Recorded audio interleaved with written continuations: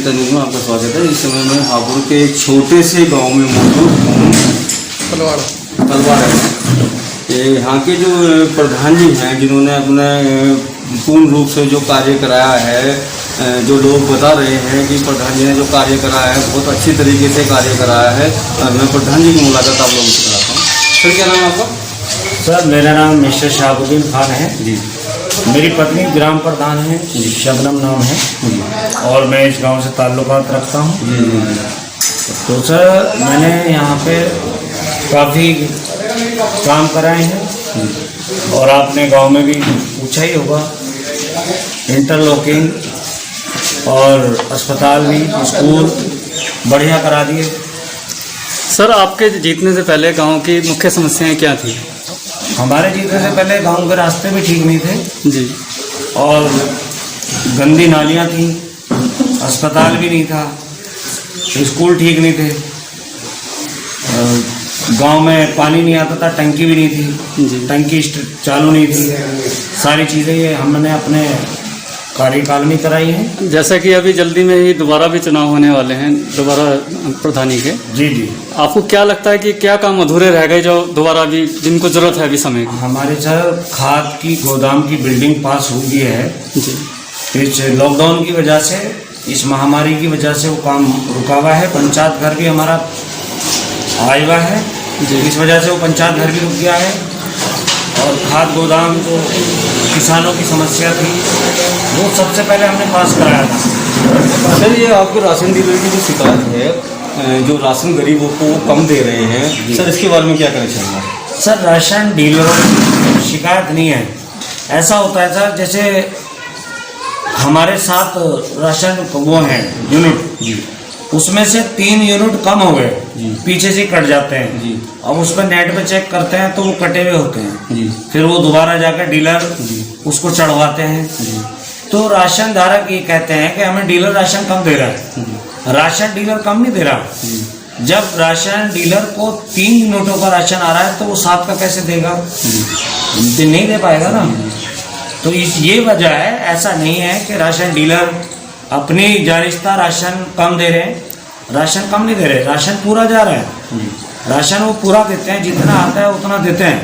अब ऐसा भी समस्या है लोगों की, जैसे मान लो हमारे 10 किलो गेहूँ हैं और 10 किलो चावल हैं, तो बहुत से लोग कहते हैं राशन डीलरों से, जी हमें तो 20 किलो गेहूँ दे दो। तो राशन डीलर को तो सभी का देखना पड़ता है ना। सर, अभी आप कुछ बता रहे थे लकड़ी चोरों के बारे में, आपने अभी कुछ बताया था, सर उसके बारे में क्या कहना चाहेंगे? सर देखिए, ऐसा है, लकड़ी का तो ये अलग विषय है जी। कोई बाहर के लोग थे जी। तो ये मेरे गांव का मसला नहीं है। जी जी। बाहर के तरफ वो मेरे पास आए थे, किसी के आपके जानकारी है, मैंने थोड़ी जानकारी निकाल के देखते हैं, अगर कोई मिलेगा तो आप पूछिए।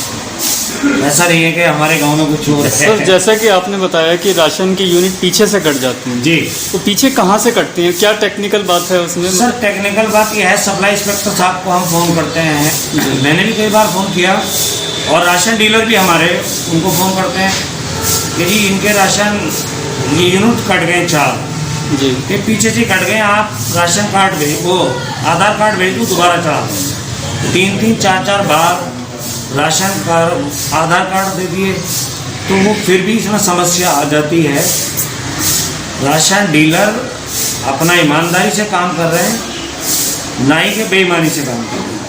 मेरी भी सख्ती रहती है राशन डीलरों का, ऐसा नहीं है। जी। अगर राशन डीलर कोई हरकत करते हैं तो मैं SDM साहब को भी बताता हूँ, तहसीलदार साहब को बताता हूँ, सप्लाई इंस्पेक्टर साहब को बताता हूँ, DSO साहब को बताता हूँ, और अगर ज़्यादा ही बात खराब होती है तो मैं ATM साहब के DM साहब के पास भी जा सकता हूँ। लेकिन ऐसा नहीं है, बड़े अच्छे से काम कर रहे हैं। सर, फिलहाल जो आपने बताया कि राशन की आधार कार्ड अनलिंक हो जाता है, जी जी, जो लिंक हुआ है, उस समस्या के निवारण के लिए आपने कोई कदम उठाया? हाँ सर, मैंने कई बार शिकायत करी तो उन्होंने ये कहा कि ये पीछे से गड़बड़ हो जाती है, ज़िले से हम भेजते हैं चढ़ा करके। और जैसे ऐसा होता है सर, जैसे राशन डीलर के पास राशन लेने नहीं आए कुछ लोग जी। 1 महीना या 2 महीने, तो वहाँ से राशन आता है उनका, तो राशन स्टॉक होता है, वो वापस चला जाता है। ठीक है। तो वो उनकी इस वजह से भी कट जाते हैं। सर आपने जो इन 5 सालों में जो कार्य कराया है सर, उसके बारे में क्या कहना चाहेंगे? सर देखिए, मैंने कार्य तो काफ़ी कराया गांव में, बड़ी समस्या थी गांव में। अब फिलहाल ऐसी कोई समस्या नहीं है, बस 2-3 समस्याएं हैं। जैसे कि हमारे खाद गोदाम की मैंने आपको बताया था, इसकी बिल्डिंग पास हुई भी है, अभी पैसा नहीं है, लेकिन सब चीज़ ज़मीन भी हमने दे दी है और बिल्डिंग का प्रस्ताव भी हमने करा दिया है। पंचायत घर का हमारा प्रस्ताव हो गया है और मतलब काम स्टार्ट नहीं हो पा रहा है कोरोना की वजह से। जब से लॉकडाउन चला है, जब से काम नहीं हो पा रहा है। अब फिलहाल तो सैनिटाइजर की स्प्रे हो रही है और फॉकिंग हो रही है और सफाई पे ध्यान दिया जा रहा है ज़्यादा। और हमारे गांव में कोई भी कोरोना पेशेंट अब नहीं मिला है। यही है कि सब लोग ध्यान रखते हैं सफाई का और हम खुद सफाई का ध्यान रखते हैं। हफ्ते में 4 बार हम सैनिटाइजर की स्प्रे कराते हैं और फॉकिंग कराते हैं और सफाई का काफ़ी अच्छे से ध्यान रखते हैं। ऐसा नहीं है, हमारे गांव में आप कहीं भी किसी भी गली में आप चले जाएं, कहीं भी कूड़ा करकट नहीं मिलेगा, सब साफ सुथरा गांव मिलेगा। सारी गलियां, थोड़ी बहुत गलियां जो भी रह गई हैं उनका प्रयास ये करेंगे इसी साल हो जाए, चुनाव से पहले पहले हम करा दें। और बाकी बचेगा, अगर जनता मौका देगी तो आगे काफ़ी स्कूल का भी लाने का है। हमारे यहाँ इंटर कॉलेज स्कूल बनना था, वो नहीं बन पाया है, लेकिन ज़मीन नहीं मिल पाई थी उस टाइम। अब है हमारी नज़र में, अगर आगे हमें चांस दिया जनता ने तो ज़रूर स्कूल भी बनवाएंगे। और कई चीज़ें हैं जहन में, जैसे खेल के मैदान हैं, वो भी हमें बनवाना था लेकिन नहीं बनवा पाए, ताकि गांव में काफ़ी काम कराना हमें पड़ा है। इंटरलॉकिंग ज़्यादा हुई है और ये जो सोलर लाइटें हैं ये भी काफ़ी लगवा दी हैं। गांव में अंधेरा रहता था, किसी की गाड़ी का बैटरा खुल जाता था, तो इस चीज़ पे हमने ध्यान दिया कि जो क्राइम की चीज़ें हैं वो रोकें। तो हमारे साथ सब चीज़ ठीक है, अच्छे से हमने काम किया, सरकार का सहयोग पूरा मिला, अधिकारियों का, शासन प्रशासन का हमें पूरा सहयोग मिलता है, तो हम काम कराते हैं और अच्छे से काम करते हैं। प्रधान जी का कहने का मतलब है सबका साथ सबका विकास। कैमरामैन दुबेश के साथ हितेश शर्मा।